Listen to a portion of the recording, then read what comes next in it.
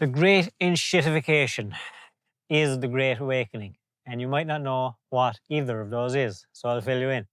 The Enshitification was a term and a book title coined by some guy around how software companies in particular get worse and worse over time as they try and squeeze every little last drop of the money out of their users.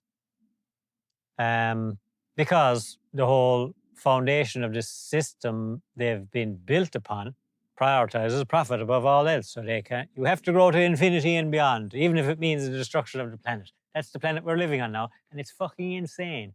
And if we don't start calling this out and waking up to this fact, how are we going to evolve out of this stupidity? It's survival mode. We're being kept in survival mode. There's a few people at the top of the pile sucking up all the wealth, having a great old time, and there's a lot of people in the middle doing pretty good too. Some say they're more asleep than the rest of us, but I don't know. Anyway, we're all separated from nature. We believe we're separate from nature. We're all competing with one another for scraps. We're all trapped in a financial system that doesn't really give a shit about us. And the phase of time that we're in now, this cycles of time, we're in a big transition, obviously. And I'll get to the Great Awakening in a second. The big transition we're in means that all of the systems, technologies, tools, companies, everything built from the lower level of consciousness of humanity is going to get fried because we're evolving into a higher frequency. And that means the lower frequency are probably going to get louder, actually, paradoxically, but only for a time.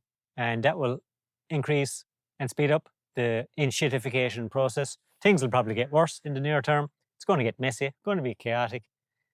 And then we will blossom into an awakened species. Maybe this takes decades, maybe it takes hundreds of years. I don't know. But I know that we're in the middle of it. We're smack bang in the middle of it now. And I think it becomes a process of what side do you want to be on? Do you want to be into increasing enshitification, or do you want to be on the other side and helping move this awakening forward? Because the thing with this awakening is it doesn't just happen. It has to be conscious. And conscious means it's a choice. You have to choose to be in favor of one or the other. Not choosing means you get swept away with the enshitification to wherever that's going. Nowhere good, I imagine. So the awakening, on the other hand, requires you to do inner work, to step into your power.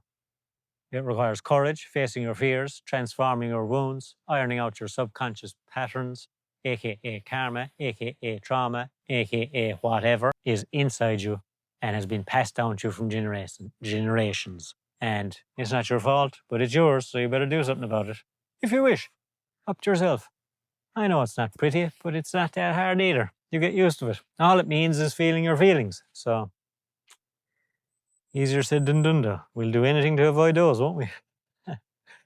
Anyway, there's a light at the end of the tunnel, anyway, and that's us. That's you, that's me. That's what it means to be a divine human being, reconnected with the source of intelligence, the natural world, the magic that this reality has when we have the eyes to see it.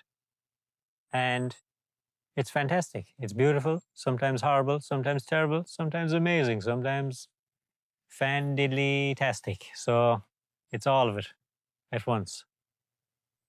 And we must have signed up to that, so here we are. So it's enshitification or awakening. It's a little bit of both, really, because we need to pass through the enshitification to get to the other side.